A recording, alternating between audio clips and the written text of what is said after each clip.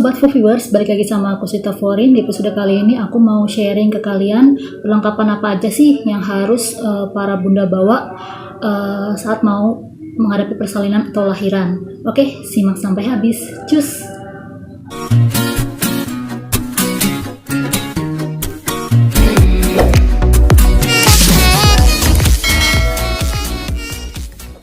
Oke bunda-bunda, jadi kalau kita mau mempersiapkan perlengkapan yang harus dibawa nanti ke rumah sakit atau ke bidan, nanti lebih baik dipersiapkan, jangan mendadak gitu ya. Lebih baik pas usia kandungan kita 7 bulan atau 8 bulan gitu.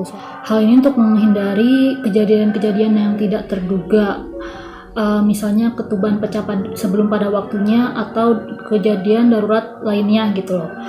Jadi saya saranin pas usia kandungan 7 sampai 8 bulan lah ya kita mulai packing tuh perlengkapan yang harus dibawa. Nah, jadi di sini perlengkapannya dibagi 3, yaitu pertama untuk bundanya sendiri, terus yang kedua untuk bayi, yang ketiga untuk pendamping. Yang pertama untuk bayi dulu ya bunda.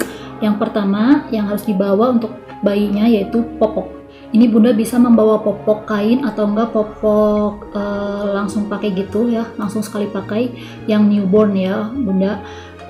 Jadi bawa seperlunya aja. Misalnya kalau di rumah sakit waktu itu aku udah disediakan dari sananya, jadi aku paling cuman bawa 1-2 popok bayi aja. Tapi kalau untuk di bidan ya mungkin kalau yang tidak menyediakan, maksud saya kalau yang tidak menyediakan popok di sananya, bunda bisa bawa popok lebih sendiri ya buat bayinya. Yang kedua pakaian bayi juga biasanya rumah sakit sudah menyediakan, jadi bawa aja 1 setel pakaian bayi untuk saat bayi pulang aja gitu. Tapi kalau yang tidak disediakan, bunda harus bawa pakaian sendiri ya. Biasanya sih rata-rata kalau bunda habis lahiran itu perawatannya kan sampai 3 hari ya, jadi bawa aja untuk paling 3 setel pakaian bayi kayak gitu.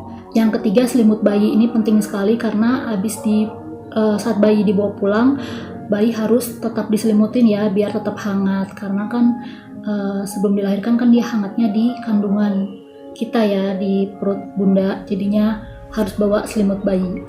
Nah yang keempat bedong ini juga nggak kalah pentingnya dari selimut bayi, yaitu untuk menghangatkan bayi tadi. Jadi bayi yang baru lahir itu perlu adaptasi suhu kayak gitu ya, dari dalam perut sampai ke dunia. Jadi bawa bedong, kalau saya bawa waktu itu 1 aja sih karena untuk pulangnya aja ya gitu.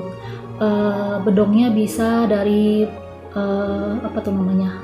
pernel ya kalau nggak salah ya, kayak gitulah. Kelima, bawa topi bayi ya. Terus yang keenam, bawa juga sarung tangan dan sarung kaki bayi biar tetap hangat juga. Terus kalau sarung tangan kan untuk menjaga juga kan kuku bayi itu suka masih panjang dan belum boleh dipotong gitu, jadi bawa sarung tangan biar nggak garuk-garuk sendiri. Terus yang ketujuh, perlak. Itu kalau tidak disediakan di rumah sakit ya, tapi kalau waktu itu pas aku lahiran di rumah sakit sih aku nggak bawa perlak. Yang kedelapan, alat atau perlengkapan mandi bayi, itu pun kalau tidak disediakan oleh rumah sakit juga atau tidak disediakan oleh bidan ya. Yang kemudian bawa aja tisu basah gitu buat jaga-jaga, siapa tahu nanti buat ganti popok si bayi gitu ya. Oh ya, kalau untuk peralatan mandi dan perawatan bayi ini bisa bawa anduk, sabun, sampo bayi, terus kayak minyak telon, lotion, bedak, dan tisu basah. Itu kalau tidak disediakan di rumah sakit. Tapi waktu itu sih saya lahiran di rumah sakit nggak bawa peralatan mandi karena bayinya dimandiin sama suster gitu. Jadi tinggal pas 3 hari dirawat tinggal bawa pulang deh bayinya pakai baju sendiri gitu. Yang kedua, perlengkapan ibu yang harus dibawa.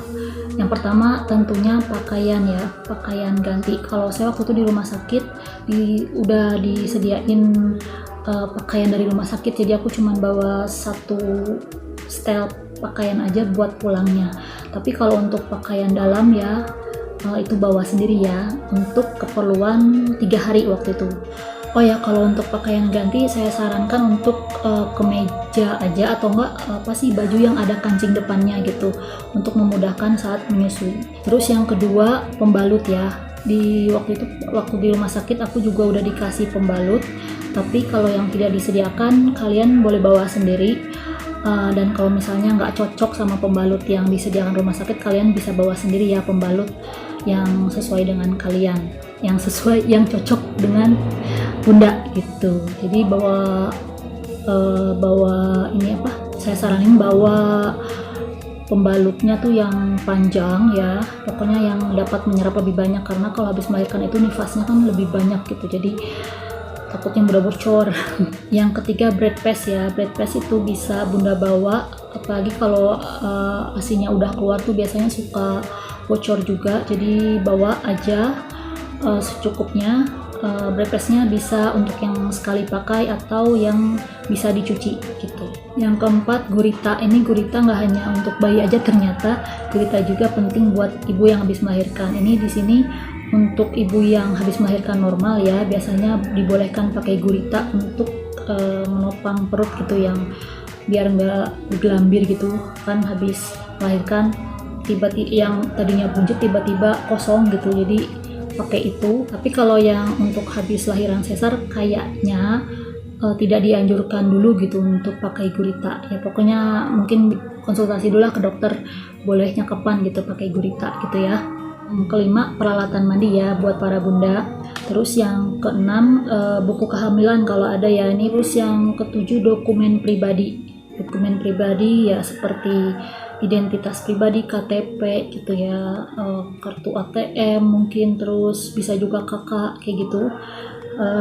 Pokoknya bawa aja untuk perlengkapan administrasi gitu. Oh ya, uang tunai juga bawa ya, jaga-jaga gitu ya. Terus kemudian bawa handphone atau ponsel lengkap dengan chargernya, dan juga power bank ya.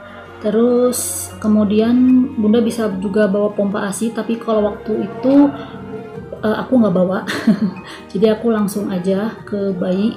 Jadi kan kalau pompa ASI ini tentu harus bawa juga sama botol susunya ya, cuman aku agak ribet sih, jadi aku waktu itu nggak bawa sih pompa ASI dan juga botol susu gitu, lagian cuman 3 hari ini. Oh ya, lupa yang dokumen penting tadi, kalau yang punya kartu BPJS atau asuransi yang lainnya ya, bunda juga bisa bawa ya. Ini yang kemudian perlengkapan yang harus dibawa untuk pendamping atau suami ya gitu. Jadi sama seperti bunda dan juga bayi, ayah atau pendamping juga lebih baik bawa gitu perlengkapan seperti baju ganti selama 3 hari. Gak mungkin kan baju pengganti pendamping juga bakal dikasih sama rumah sakit gitu, jadi bawa aja selama 3 hari, dan juga pakaian dalam gitu. Terus juga sarung atau selimut, karena bisa jadi kan nanti pendamping atau suami ikut menginap gitu ya. Terus bisa juga sleeping bag gitu atau karpet kecil. Kalau kamarnya VIP sih nggak usah perlu bawa ya, karena ada sofa di situ. Tapi kalau yang kalau nggak ada sofa di kamar rawatnya ya lebih baik bawa sleeping bag atau karpet kecil buat tidur pendamping atau suami ya. Terus yang kemudian tentu saja handphone dan juga peralatan lainnya seperti charger, power bank kayak gitu ya. Itu salah satu perlengkapan penting yang wajib dibawa ke rumah sakit. Gitu aja sih ya. Untuk hal-hal lainnya yang mungkin penting juga sih menurut saya, itu botol air minum tuh sangat penting banget. Takutnya misalnya waktu itu aku melahirkan, aku cepet banget haus gitu, jadi aku selalu minum air gitu. Tuh botol air minum bawa aja, air minum. Terus makanan ringan bawa aja, siapa tahu kita lagi pengen ngemil gitu ya. Oh ya, kosmetik gitu, kosmetik ya kayak bedak, lip balm, pelembab gitu, karena muka ibu habis melahirkan tuh rasanya tuh muka lelah banget gitu ya, mukanya kucel banget jadi bolehlah bawa kosmetik gitu yang simpel-simpel aja gitu ya, biar fresh gitu nantinya. Terus kantung plastik ya, kantung plastik ini penting buat naruh pakaian kotor kita ya. Terus di sini juga ada beberapa yang boleh dibawa sih, tapi ini nggak saya bawa sebenarnya, ribet. Yang pertama tuh ada bird ball, tahu kan, bola gitu, biar kayak mengurangi rasa sakit saat kontraksi tuh. Kalau punya bawa aja, cuman kalau aku nggak sih, ribet. Terus yang kedua essential oil atau massage lotion juga bisa dibawa untuk mungkin mijet kaki gitu ya, kalau lagi pegel-pegel. Terus yang ketiga bisa bawa botol air panas yang aman untuk meredakan sakit punggung itu saat kontraksi. Cuman kalau aku nggak bawa itu sih, ribet. Di sini aku ada daftar pelengkapan yang harus dibawa ke rumah sakit untuk checklist aja. Kalian bisa lihat berikut ini daftarnya. Ini aku dapat dari The Asian Parent ya. Mungkin bisa bermanfaat, membantu buat para bunda semuanya ya, seperti ini.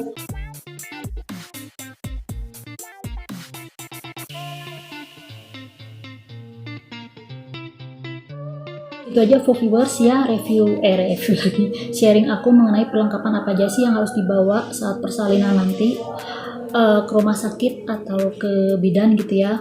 Mudah-mudahan bermanfaat buat kalian semua. Please kalau yang pengen nambahin yang aku kurang gitu, boleh kalian tambahin di bawah komen aja ya, biar bermanfaat juga buat yang lain. Dan saya doakan semoga yang lagi hamil sehat selalu, ibu dan bayinya yang mau menuju persalinan semoga dilancarkan persalinannya, amin ya robbal alamin. Doakan aku juga ya. Dan ya gitu aja, jangan lupa like video ini, subscribe yang belum subscribe, alias tombol merah jangan sampai lolos, alias tombol subscribe. Have a nice day, salam beauty and healthy, dadah.